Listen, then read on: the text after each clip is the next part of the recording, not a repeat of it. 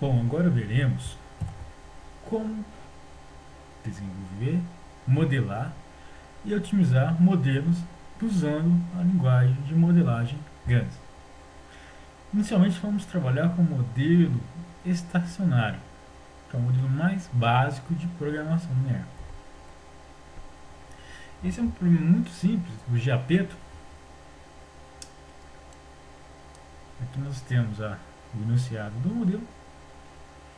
Então, conforme dito anteriormente, o primeiro passo é definir os objetos, sets, que devem ser obrigatoriamente seguidos por letras. No caso, nós temos I e J. I define os produtos, que são soldados e trens, e J recursos, são carpintaria e acabamento. Depois, vamos descrever os parâmetros, que são as matrizes. No caso, nós temos a matriz de margem de contribuição, que pertence ao conjunto I, uma matriz de disponibilidade dos recursos, que pertence ao conjunto J, e uma outra matriz que define a fabricação do produto I, utilizando o recurso J, que pertence a esses dois conjuntos, tá certo? Depois, devemos definir as variáveis, que são as respostas do modelo. No caso, chamaríamos de xi, a quantidade a ser produzida do produto I, e z, que define a função objetiva. Seguido pelas equações. No caso, teremos três equações. Uma para a função objetiva, que é a margem de contribuição. Uma que vai definir o consumo do recurso J pelo produto I. Uma outra que define a quantidade, o máximo, a produção máxima do soldado, no caso do produto I, soldados.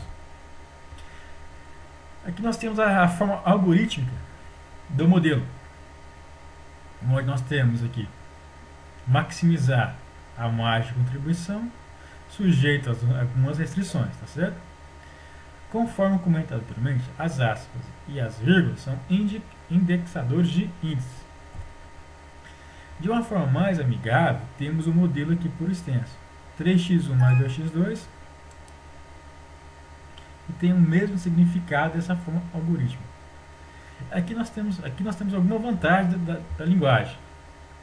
Só nessa linha de programação nós já temos aqui, ela já contempla todas essas duas linhas aqui da forma mais amigável, ok? Ou seja, o software trabalha com geração de matrizes que possibilita ou até minimiza ou elimina a possibilidade de erros por parte do modelador. Nós temos aqui a próxima, que é x indexado a soldados, que deve ser menor ou igual a 40. Mesmo caso aqui. x1 mais x2 maior ou igual a 0, mesma coisa que x e j maior ou igual a 0. Avançando, aqui nós já temos o desenvolvimento no modelo GANs. Para agilizar, já vou abrir o modelo aqui em GANs, tá ok? Então, o primeiro passo, conforme comentado anteriormente, é definir os conjuntos, que são os sets, que devem ser obrigatoriamente iniciados por letras.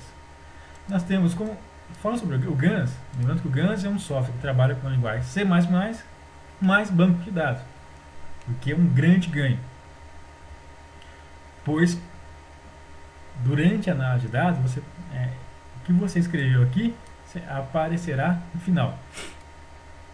Nós temos aqui I produtos, barras, soldados, vírgula, trem, barras, J recursos, barra, carpintaria, vírgula, acabamento, e o ponto e vírgula, que deve sempre vir quando você terminar alguma linha, certo?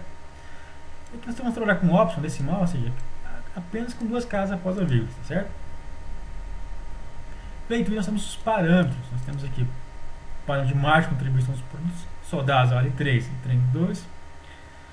A disponibilidade de cada recurso, que nós temos 100 horas para carpintaria e 80.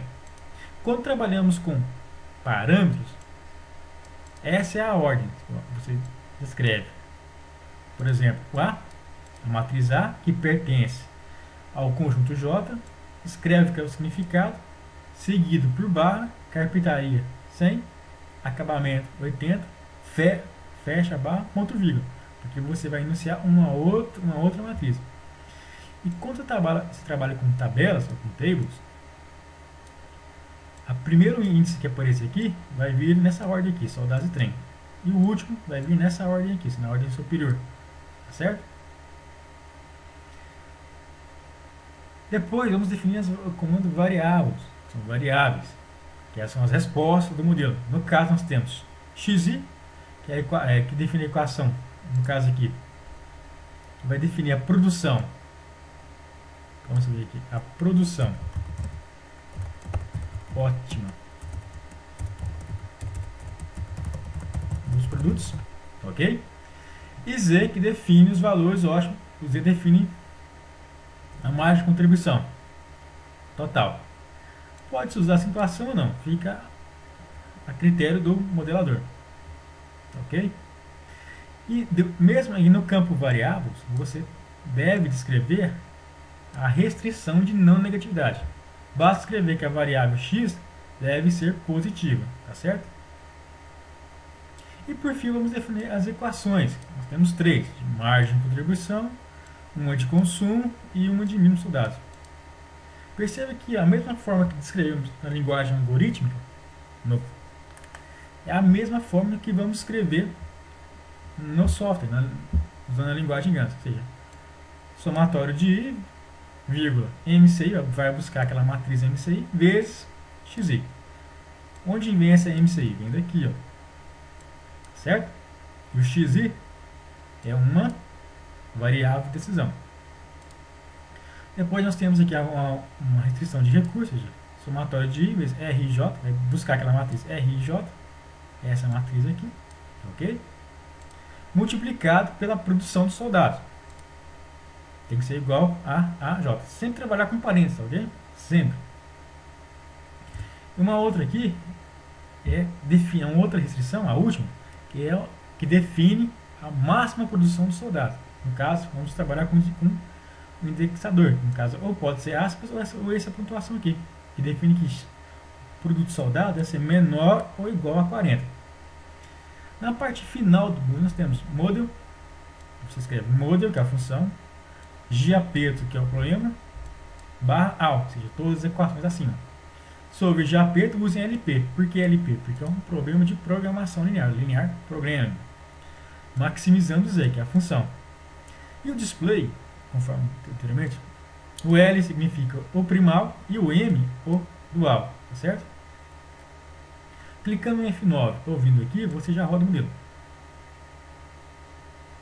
De cara nós já temos